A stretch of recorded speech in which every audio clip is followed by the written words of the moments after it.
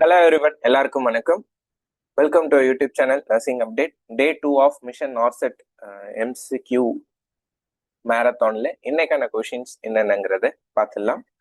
First question, a 2-year-old child is brought to the pediatric OPD with the complaint of failure to thrive.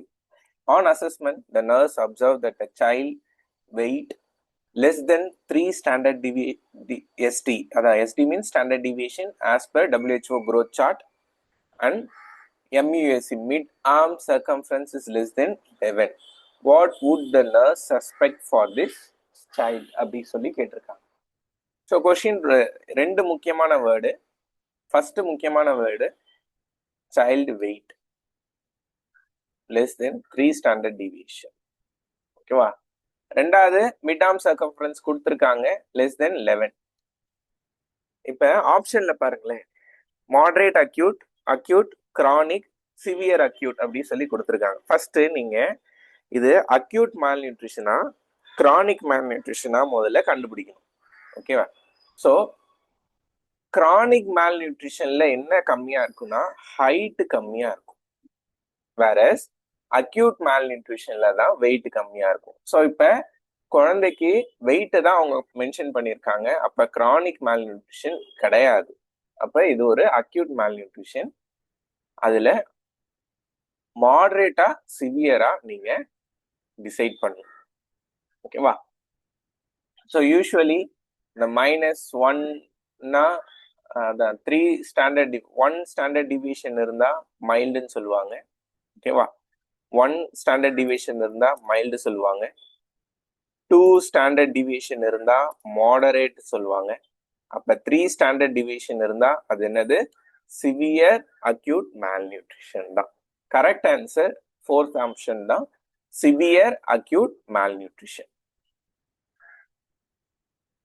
Next, a patient was brought to the emergency ward with numbness and weakness on one side of his body, slurred speech, difficulty in walking and dizziness.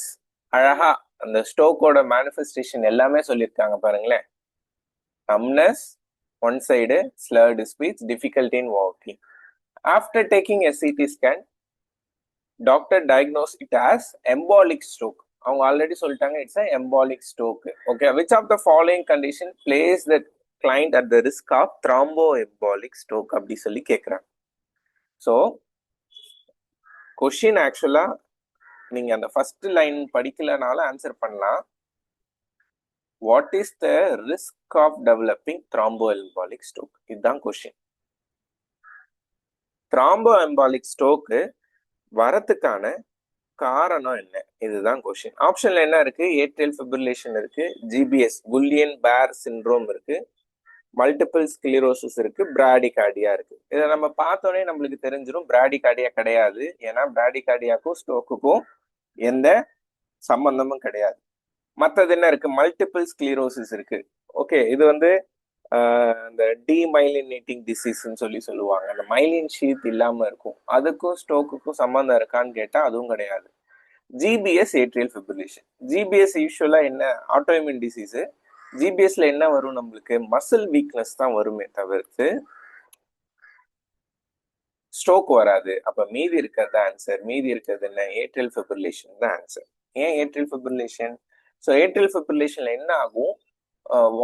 Blood வந்துட்டு ஏட்ரியால cool ஆக ஆரம்பிச்சிடும். ஓகேவா? Stagnate ஆக ஆரம்பிச்சிடும். Stagnate ஆக என்ன செய்யும்? அது கிளாட் ஃபார்ம் ஆகும். அந்த கிளாட் த்ராம்போ எம்பாலிசமா மாறும். அது ஸ்ட்ரோக்கா மேனிஃபெஸ்டேஷன் ஆகும். So correct answer option A, atrial fibrillation தான். Next question, glomerulonephritis is a kidney disorder that affects the glomeruli. It is usually characterized by edema, hypertension and third symptom என்ன அப்படின்னு சொல்லி கேட்குறாங்க. ஆப்ஷன்ல என்னென்ன இருக்குன்னா டபிள்யூபிசி இன் யூரின், டிஸ்யூரியா, பாலிடிப்சியா, ஹெமச்சூரியா அப்படின்னு சொல்லிட்டு 4 ஆப்ஷன் கொடுத்துருக்காங்க. we know very well, அவங்களே டெஃபினிஷன் கொடுத்துருக்காங்க. glomerulonephritis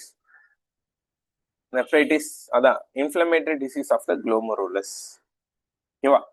மீதி இதுல என்ன இருக்குமா, எடிமா இருக்குன்னு சொல்லிட்டாங்க, ஹைப்பர் டென்ஷன் இருக்குன்னு சொல்லிட்டாங்க. தேர்ட் சிம்டம் என்ன அப்படின்னு சொல்லி தான் நம்மள கேட்கறாங்க. ஆப்ஷன்ல என்ன இருக்கு, டபிள்யூபிசி இன் யூரின் இருக்கு. டபிள்யூபிசி இன் யூரின் யூஸ்வலா எங்க இருக்கும், நம்ம அந்த யூடிஐ சஸ்பெக்ட் பண்ணா டபிள்யூபிசி இருக்கலாம். ஓகேவா. டிஸ்யூரியான்னு அர்த்தம் பெயின்ஃபுல் யூரினேஷன். பெயின்ஃபுல் யூரினேஷன் எங்க இருக்கும், யூஸ்வலா வந்துட்டு உங்களுக்கு இந்த சிஸ்டைட்டிஸ்ன்னு சொல்லுவாங்க, இன்ஃப்ளமேஷன் ஆஃப் த பிளாடர்ல இருக்கும். பாலிடிப்சியா யூஸ்வலா நம்மளுக்கு அந்த டிஎம் டயபெட்டிஸ்ல தான் பாலிடிப்சியா இருக்குமே தவிர வேற எதுவும் கிட்னி ரிலேட்டட் டிசார்டர்ஸ்ல எதுவும் வந்துட்டு பாலிடிப்சியா இருக்காது. அப்ப மீதி இருக்கிறது ஆன்சர். மீதி என்ன இருக்கு, ஹெமச்சூரியா இருக்கு. Haematuria is the answer. அப்ப குளோமரோனெஃப்ரைட்டிஸ்ல என்ன இருக்கும், இதான் classical symptom of glomerulonephritis is oedema, hypertension and haematuria. ஓகேவா. யூஸ்வலா சொல்லுவாங்க கோலா கலர்டு யூரின் சொல்லுவாங்க. இந்த யூரின் வந்துட்டு என்ன கலர்ல இருக்கும், அந்த ஹெமச்சூரியா பிளட் கலந்து வர்றதுனால என்ன இருக்கும், கோலா கலர்டுன்னா என்ன, ரெட் கலர்ல இருக்கும். அதான் வந்துட்டு classical symptom of glomerulonephritis. Next, given above is an ECG of a patient with chest pain due to ischemic heart disease. The ECG shows, ஓகேவா. ஆக்சுவலா ECG இதுல இன்சர்ட் பண்ணல நானு, இல்லைனாலும் இசிஜி இல்லைனாலும் you can able to give the answer. என்ன கேட்டிருக்காங்க, ischaemic heart டிசீஸ்ல என்ன இசிஜி சேஞ்ச் இருக்கும் அப்படின்னு சொல்லி கேட்குறாங்க. ஓகேவா. ஸோ ஆப்ஷன்ல என்ன இருக்கு, T wave inversion, increased PR interval, ST depression and increase QRS are there. ஓகேவா. ஸோ ஆக்சுவலா வந்துட்டு என்ன இருக்கணும் அப்படின்னு சொல்லி பார்த்தீங்கன்னா டி வேவ் இன்வர்ஷன் தான் மோஸ்ட்லி இருக்கும். ஓகேவா. ஆக்சுவலா இதுல இமேஜ் கொடுத்துருக்கணும், சம் இஷ்யூஸ் இருக்கு போல, அதனால இமேஜ் ஆட் பண்ணல. ஓகே.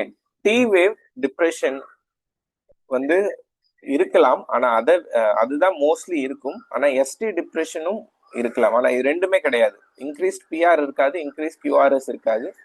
ஓகேவா. Mostly T wave inversion will be seen in that ECG. Okay. Next, a client has an infection spreading through droplet. The nurse is ready to check the client temperature. Which of the following should the nurse use to control the spread of the infection? So infection ஸ்ப்ரெட்டுக்கு என்ன நீங்க use பண்ணுவீங்கன்னு சொல்லி கேட்குறாங்க. அவங்க அழகா கொடுத்துருக்காங்க, client is using or the client is in droplet precaution சொல்லி கேட்டிருக்காங்க. ஓகேவா.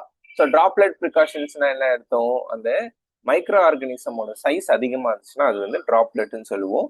5 மைக்ரான்ஸ்க்கு மேல இருந்துச்சுன்னா அது பேரு டிராப்லெட் ப்ரிகாஷன்ஸ் அப்படின்னு சொல்லி சொல்லுவோம். ஓகேவா. ஆப்ஷன்ல என்ன இருக்கு, mask, gloves, goggles and shoe cover. என்ன சொல்றீங்க, அந்த ஒரு கிளைண்ட் டிராப்லெட் ப்ரிகாஷன்ஸ்ல இருக்காங்க, என்ன செக் பண்ண போறீங்க, டெம்பரேச்சர் தான் செக் பண்ண போறீங்க. அப்ப என்ன பிபி வேணும், ஷூ கவர் தேவையில்லை, காகுல்ஸ் தேவையில்லை, கிளவுஸ் தேவையில்லை, மாஸ்க் மட்டுமே போதும்.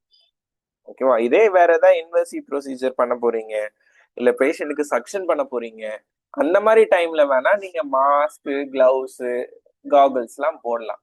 ஆனா அவங்க என்ன கொடுத்துருக்காங்க, வெறும் டெம்பரேச்சர் மட்டும்தான், நான் இன்வெசிவ் ப்ரொசீஜர். அப்ப மாஸ்க் இஸ் இனஃப்.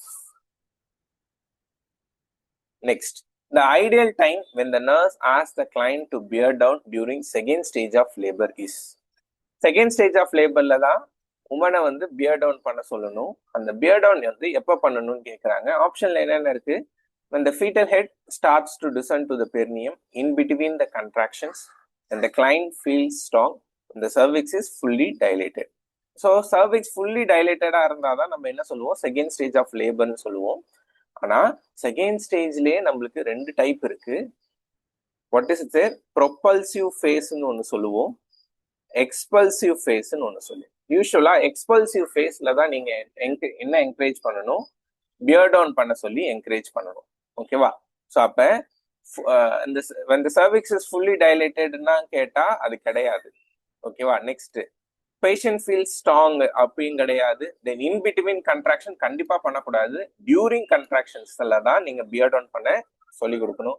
அப்ப மீதி என்ன இருக்கு, அந்த foetal head starts to descend to the perineum is the answer. ஓகேவா. பெரினியம்க்கு கீழே வர வர என்ன ஆகும், கன்ட்ராக்ஷன்ஸ் வந்துட்டு நல்லா அதிகமாகவும் ஆகும். அப்பதான் பியர் டவுன் பண்றதுக்கு நீங்க உமனை வந்து என்கரேஜ் பண்ணணும். ஓகேவா? அதாவது ஹெட் வந்து என்கேஜ் ஆயிடும்னு அர்த்தம். Okay, next, all of the following are local manifestation of inflammation except. So இன்ஃப்ளமேஷனோட லோக்கல் மேனிஃபெஸ்டேஷன் எது கிடையாதுன்னு கேட்குறாங்க. எக்ஸெப்ட் இருக்கு. எக்ஸெப்ட்னா நெகட்டிவ். ஓகே, ஸோ ஆப்ஷன்ல என்னென்ன இருக்கு? Redness, increase WBC, warmth, pain. ஓகேவா? இன்ஃப்ளமேஷன்ல ரெட்னஸ் இருக்கும், வார்ம்த் இருக்கும், பெயின் இருக்கும், இன்க்ரீஸ்டு டபிள்யூபிசி இருக்கலாம். ஆனா இன்க்ரீஸ்டு டபிள்யூபிசி என்னது? இது it's a systemic manifestation. Okay, not a local manifestation of inflammation. Okay, so correct answer option B, increased WBC தான். Next, choose the correct statement. இது ஒரு சூப்பரான கொஸ்டின்.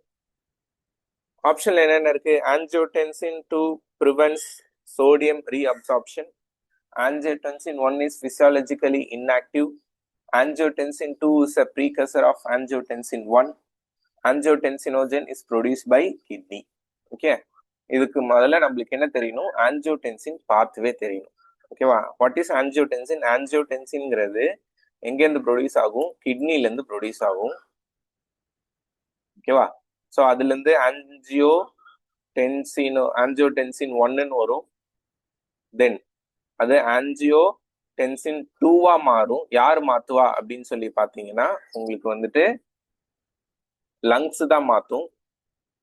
அதுதான் என்ன செய்யும்? உங்களுக்கு பிபி ரெகுலேட் பண்ணுது. ஓகேவா? ஸோ ஆப்ஷன்ஸ் என்னென்ன படிக்கலாம்? ஆன்ஜியோடென்சின் 2 ப்ரிவென்ட் சோடியம் ரீஅப்சார்ப்ஷனா கேட்டா கிடையாது. ஆன்ஜியோடென்சின் என்ன செய்யும்? சோடியம் ரீஅப்சார்ப்ஷனை இம்ப்ரூவ் தான் பண்ணுமே தவிர, ஓகேவா, ஆன்ஜியோடென்சின் 2 வந்துட்டு இன்க்ரீஸ் தான் பண்ணுமே தவிர ப்ரிவென்ட் பண்ணாது. Then second option, angiotensin 1 is physiologically inactive. அதை பத்தி தெரியல.